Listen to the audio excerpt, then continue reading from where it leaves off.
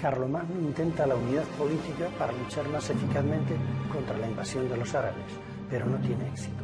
Sin embargo, los pequeños reinos cristianos que proliferan por Europa se unifican en la creencia y sobre todo bajo la primacía del Papa de Roma. Hay una unidad en la fe y en las creencias, sobre todo teológicas, que da la referencia a los santos padres. Y hay una unidad en la liturgia, fundamentalmente a través de la reforma cluniacense, que en España se extiende a partir del Concilio de Burgos del año 1080. La religión cristiana lo que predica fundamentalmente es el carácter sagrado de la persona.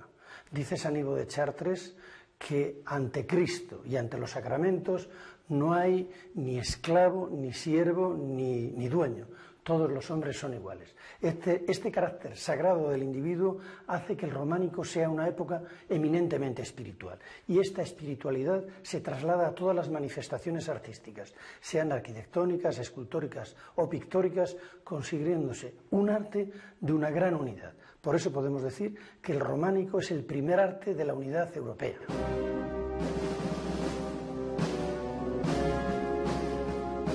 En el siglo VIII, con los reinos hispánicos amenazados por el dominio del Imperio Islámico, la unidad de la cristiandad en la fe es reivindicada por el monje Beato de Liébana.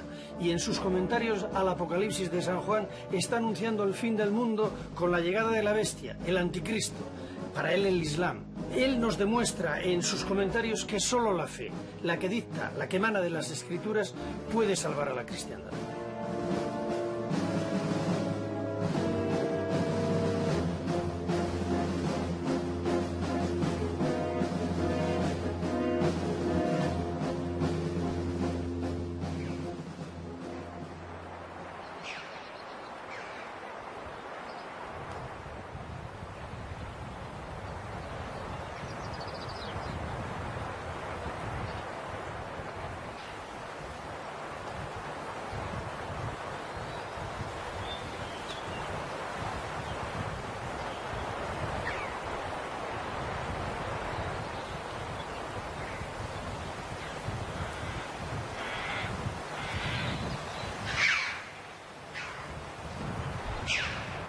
Los malos presagios de Beato, con el Apocalipsis en el horizonte del año 1000, no se han cumplido.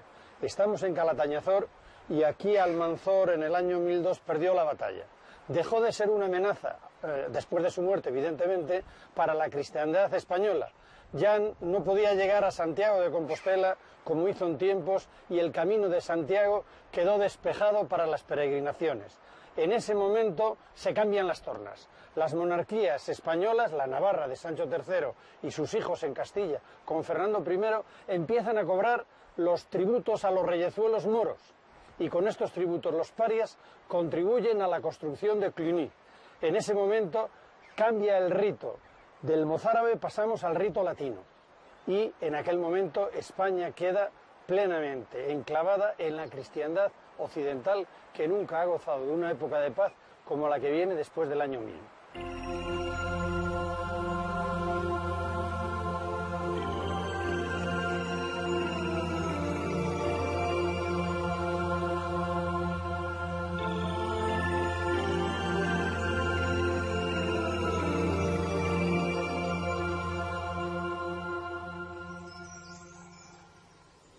La creencia fundamental de los cristianos es que el Dios único, en un momento dado de la historia, se encarna, se hace hombre y viene a este mundo.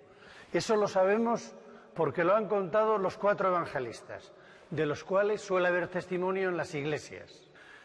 A lo largo de su existencia, vive entre nosotros, predica, nos da sus enseñanzas y muere en la cruz. Y al final resucita. Y nos dice que todos nosotros podemos alcanzar la vida eterna. Para alcanzar la vida eterna tenemos que seguir las enseñanzas de la Iglesia, el magisterio de la Iglesia. Y para poder seguir sus enseñanzas se construyen estos templos que en alguna medida son eternidad hecha piedra. Este sería el testimonio de la espiritualidad cristiana.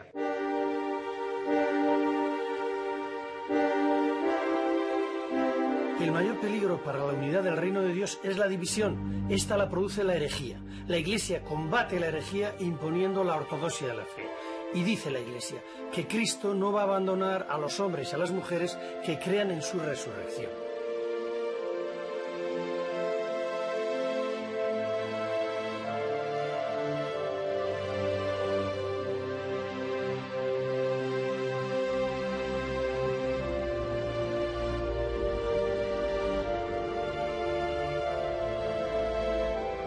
¿Qué sentido tiene como símbolo, como contenido de la sangre de Cristo, el cáliz? Esa sería la esencia de nuestra religión. Sí, en definitiva, esa es la esencia, sobre todo, la esencia es la muerte y resurrección de Cristo. Porque el mismo Cristo después nos revela al Padre y al Espíritu Santo, el Dios uno y trino. Pero después Jesucristo nos dice, yo me quedo con vosotros hasta el final de los tiempos. Y se queda de una forma real, aunque misteriosa, en el sacramento de la Eucaristía. Por eso ciertamente es de la Eucaristía donde sacamos la fuerza, la energía para seguir profundizando en la fe y seguir experimentando ese infinito amor que Dios nos tiene. Pero está el pecado y está la duda. La prueba de la resurrección la dio uno de los apóstoles que no creían que había resucitado. Santo Tomás demuestra lo que al final le dice a Jesucristo, porque él se empecinó en que si no veía a Cristo resucitado no creería en él. La fe es realmente fiarse de una persona que nos da seguridad. Es decir, que una persona que nunca nos puede mentir, sino que lo que dice se hace. Y ese es Dios, concretamente en Cristo Jesús, que es el Verbo encarnado. Entonces, esa última frase de Jesucristo, cuando ya se le aparece y le dice, Tomás, porque me has visto, has creído. Y añade, dichosos los que sin ver creen.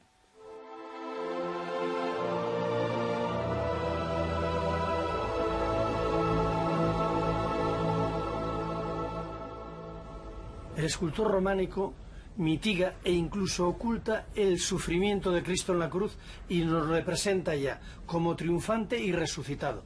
Por eso está serenísimo y con los ojos abiertos.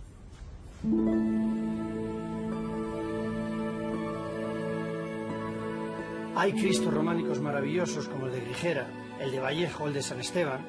También los frescos como el de San Isidoro o el de San Justo, que son la expresión de la gran novedad que aporta la espiritualidad cristiana medieval, la importancia de Cristo como hombre.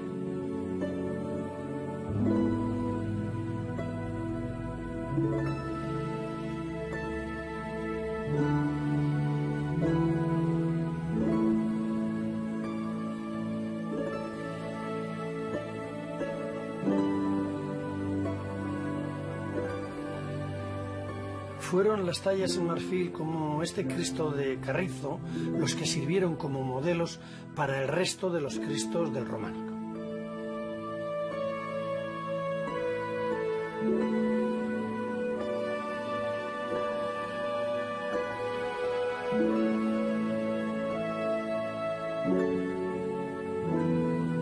El Cristo de Fernando I y de Doña Sancha, su esposa, es un resumen del nuevo mensaje evangélico, iconográfico y formal que tiene patentes influencias árabes por el ornato.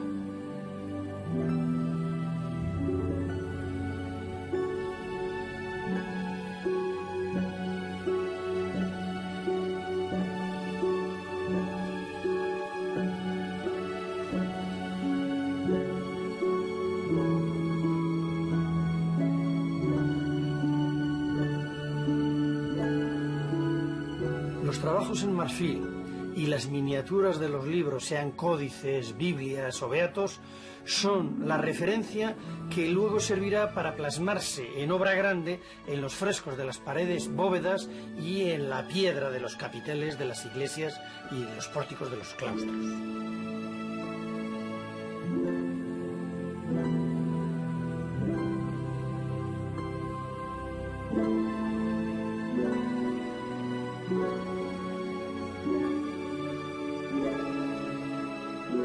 El centro de todas las composiciones es el Pantocrator. Es la imagen de Dios omnipotente encerrada en un óvalo. Es un Cristo majestad. Lo vemos en la bóveda de San Isidoro de León y también está con gran solemnidad en el centro de la fachada de la iglesia románica de Santiago de Carrión de los Condes. El Cristo triunfante es de un clasicismo tal que es inconcebible para su tiempo medieval, por las proporciones, por la propia imagen de majestad que recuerda un poco a Fidias. Es el clasicismo máximo en el románico. Se ve que el artista era muy culto y realmente es una excepción del románico.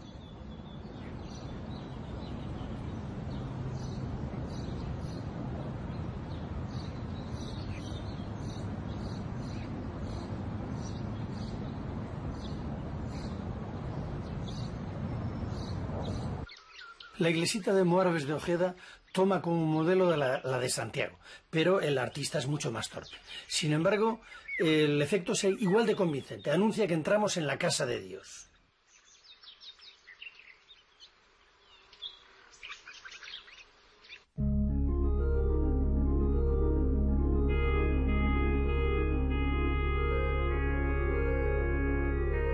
El templo es la Jerusalén celeste, el cuerpo místico de Cristo, la representación del orden divino manifestado en la tierra. Es un espacio por el que camina el creyente a través de la arquitectura que le lleva hacia la salvación. Del atrio en los pies, el lugar de la pila bautismal para los paganos, al altar de Dios en el ábside cabecera. El ábside está orientado hacia el este, que es de donde viene la luz. El Edén, el paraíso al que llegaremos.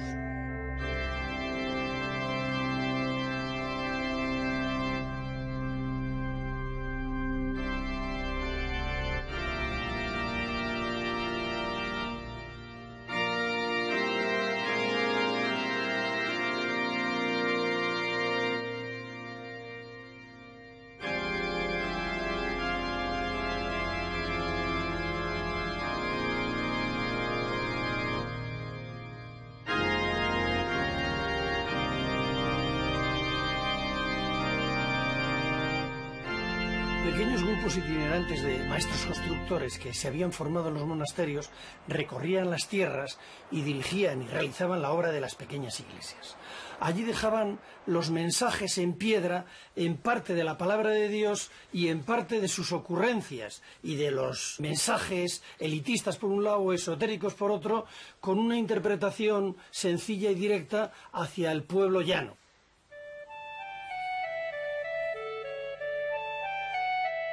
No siempre trabajaban bajo las órdenes de un monje erudito y así pues se ven numerosas elucubraciones y excentricidades que parecen fuera de lugar.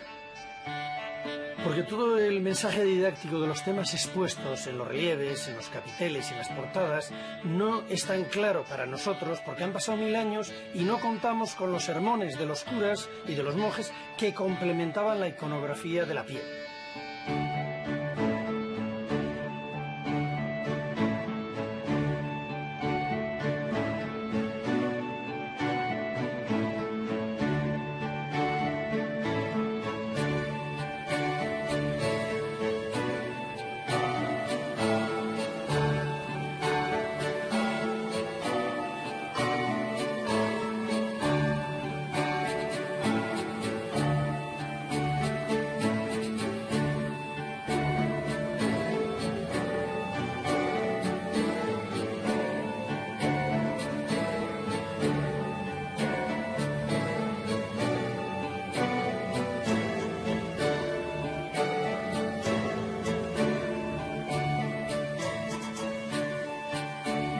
Haciendo un recorrido, una excursión por las iglesias y catedrales románicas, podemos hacer a la vez un recorrido a través de las escenas más importantes de la Biblia.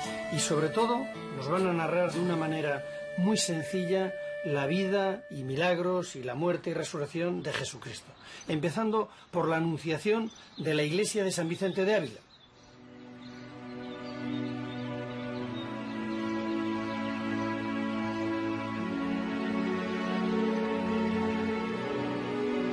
Pero el artista románico tiene tal capacidad expresiva y de síntesis que es capaz de meter en un solo capitel la visitación de la Virgen, la Anunciación, el sueño de San José, el nacimiento de Jesucristo, la visitación de los reyes y la llegada de los pastores.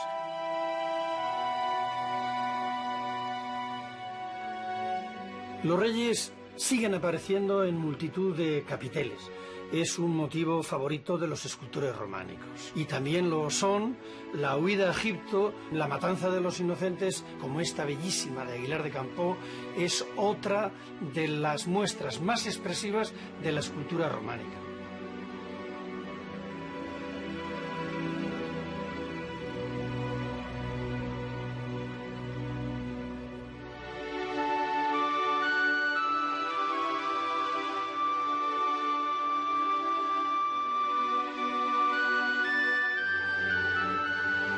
La resurrección de Lázaro, la curación del leproso, y es bellísima la entrada de Jesús en Jerusalén y las gentes de Jerusalén portando palmas.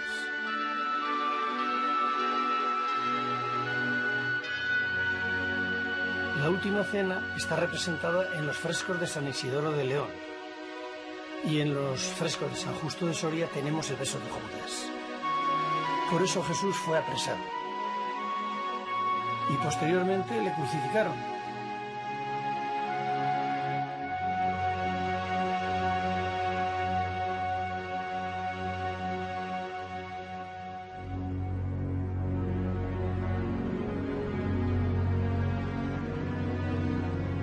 Pero este relieve de siglos nos muestra que al tercer día resucitó.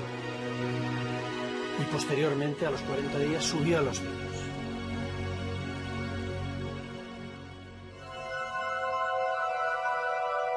Pero el mensaje no siempre es tan claro. Por ejemplo, cuando el Apocalipsis representa el cuarto ángel vertió su copa sobre el sol, al que fue dado quemar a los hombres con el fuego. Los hombres fueron quemados con terribles quemaduras y blasfemaron el nombre de Dios.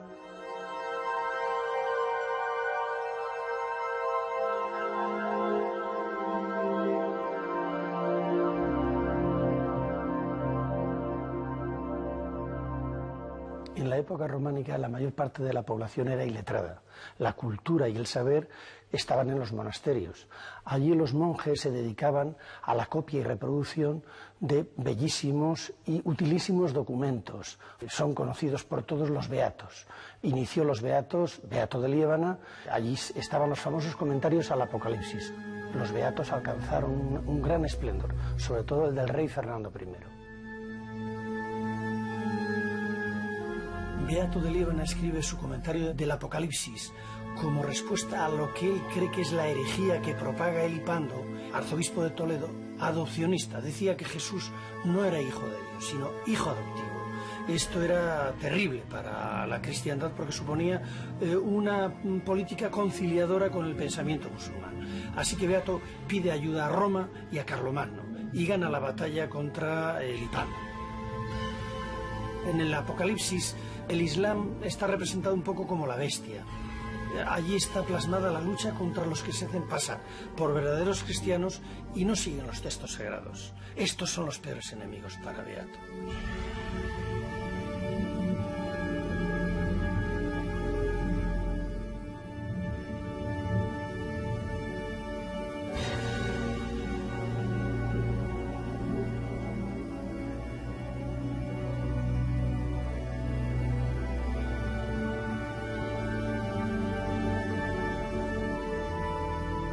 De los beatos sacaban los canteros, a través de las copias que les pasen, los elementos que luego traspasan a la piedra, que es la Biblia de los pobres en alguna medida. En los pórticos de las iglesias, en los tímpanos, en los canecillos y en los capiteles de los claustros.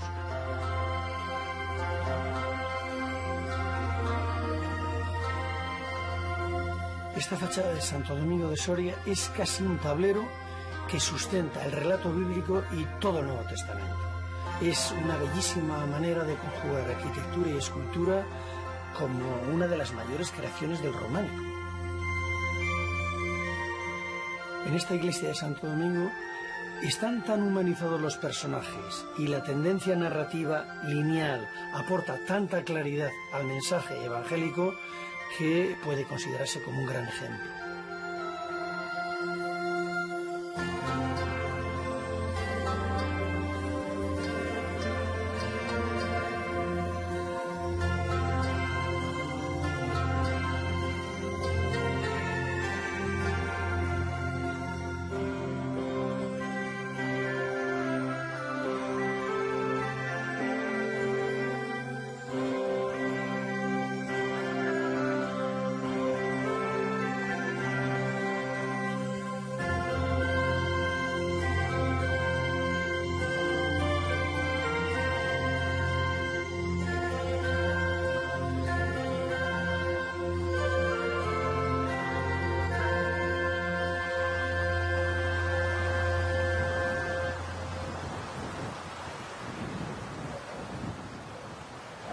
Por el contrario, el monasterio de Santa María de Gradefes, que se fundó en 1168, es un ejemplo perfecto de la vuelta a la sobriedad que preconizaba la reforma de Císter.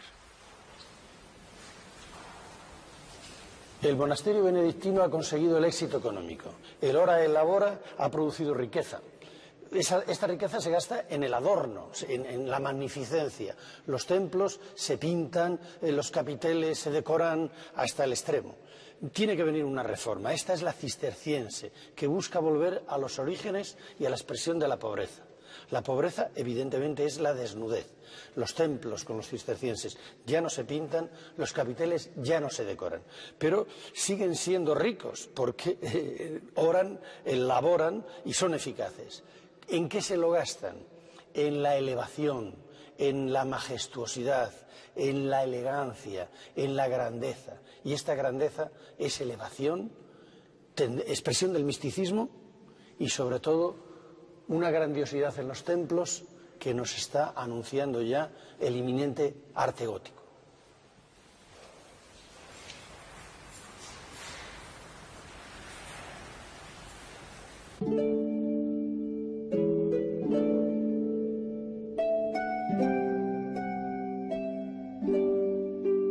Estas son las monumentales ruinas del monasterio de Santa María de Moreruela, que fue el primer monasterio cisterciense de la península. El fundador del Císter, que fue el monje benedictino Bernardo de Claraval, estableció, junto a los principios del ascetismo y la oración, la exaltación de la Virgen. Es un paso más de la humanización de Cristo.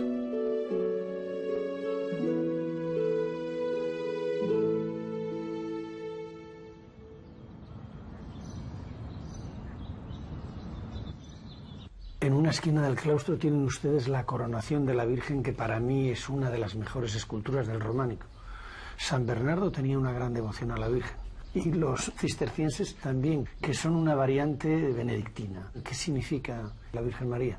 Tenemos que tener en cuenta que el Concilio de Éfeso ya declara a María como la Theotokos, la Madre de Dios.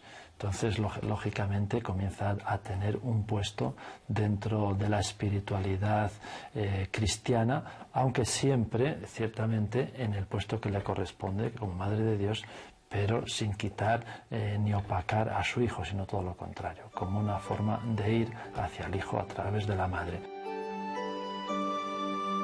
La representación de la Virgen en el románico es una madre trono, la Virgen Majestad, que sirve de trono, asiento a su hijo coronado rey. Esta es una de las imágenes más populares de todo el románico. Se repite normalmente en madera, pero también en piedra, en casi todas las iglesias representadas, bien sea en los altares o bien sea en las esquinas de los claustros, incluso en los capiteles.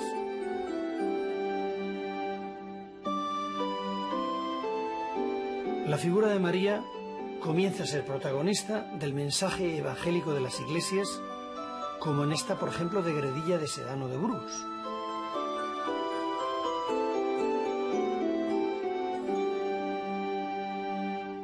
El eterno debate entre la fe y la razón, en el siglo XII. ¿Cómo convivían la fe y la razón? Porque en otras religiones pues ha imperado la fe solamente. La fe y la razón prácticamente hasta muy tarde van a la par. O sea, era un único saber. Los teólogos medievales, por ejemplo, del siglo XII, los tomistas, bueno, no solo sabían teología, sabían astronomía, sabían medicina, etcétera, matemáticas, y lo veían como una ciencia global. Aparte de la fe, que es un don gratuito de Dios, es una virtud teologal, había que utilizar toda esta riqueza y estos conocimientos que nos da la misma naturaleza y el mismo estudio como medios eficaces para un mejor conocimiento de Dios y una mejor experiencia de Dios, sobre todo, porque hay que ir a la experiencia de Dios.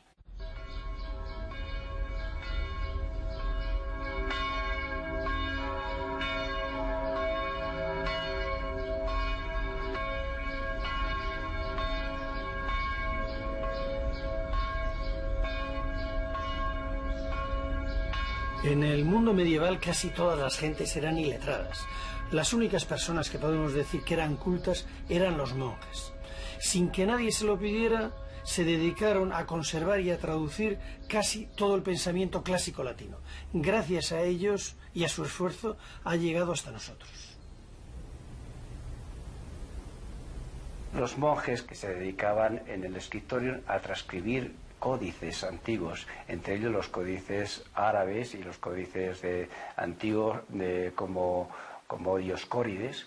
Ellos los transcribían, no solamente en los códices, sino también ellos aprendían esa ciencia de la medicina y de las plantas medicinales. Ellos la recogían y posiblemente no en esta botica, en esta farmacia que es de principios del siglo XVIII, pero en la farmacia que ellos tendrían en particular, sacaban la esencia de esas plantas y curaban a los enfermos.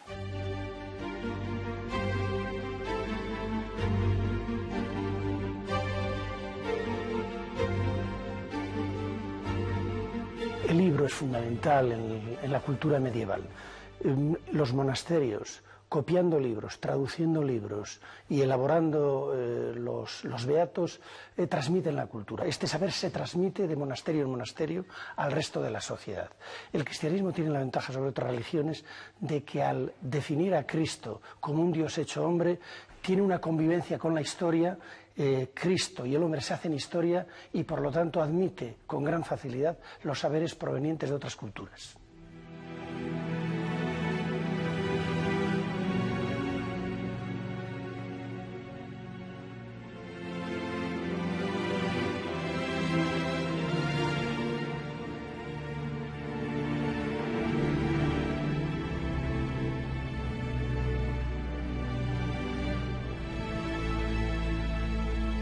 Es imposible encontrar una biblioteca medieval intacta. Aquellas bibliotecas soñadas o maravillosas tendrían códices, pergaminos, algún beato si eran muy ricas, y bueno, posteriormente fueron acumulando otro tipo de obras como actas de concilios, evangelios, quizás Biblias, más o menos iluminadas, si el monasterio o la colegiata o la catedral eran ricos.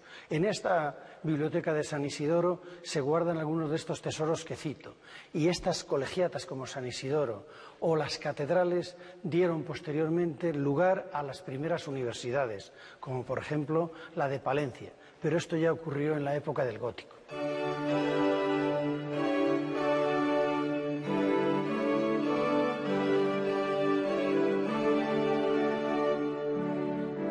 En la catedral, alrededor de la cátedra, surgen unos estudios. Las universidades, por lo tanto, se desarrollan en las ciudades, son la expresión de la ciudad.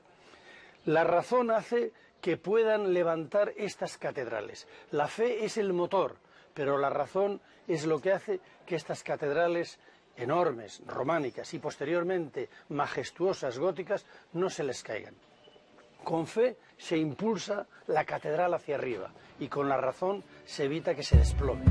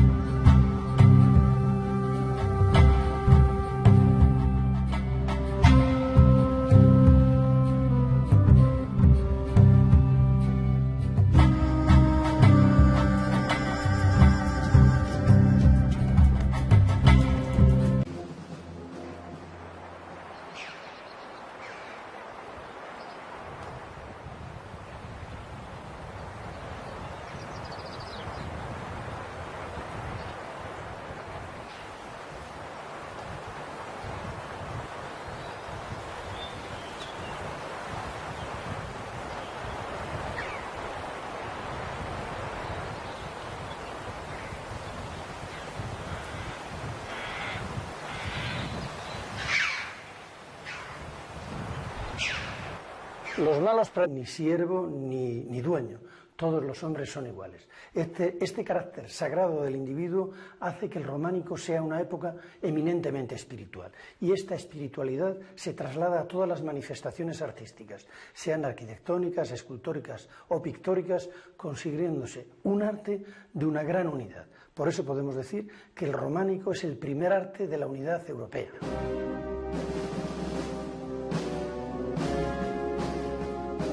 En el siglo VIII, con los reinos hispánicos amenazados por el dominio del Imperio Islámico y sobre todo bajo la primacía del Papa de Roma, hay una unidad en la fe y en las creencias, sobre todo teológicas, que da la referencia a los Santos Padres, y hay una unidad en la liturgia, fundamentalmente a través de la Reforma Cluniacense, que en España se extiende a partir del Concilio de Burgos del año 1080. La religión cristiana lo que predica fundamentalmente es el carácter sagrado de la persona. Dice San Ivo de Chartres que ante Cristo y ante los sacramentos no hay ni esclavo. La unidad de la cristiandad en la fe es reivindicada por el monje Beato de Liébana, y en sus comentarios al Apocalipsis de San Juan está anunciando el fin del mundo con la llegada de la bestia, el anticristo, para él el Islam. Él nos demuestra en sus comentarios que solo la fe, la que dicta, la que emana de las Escrituras, puede salvar a la cristiandad.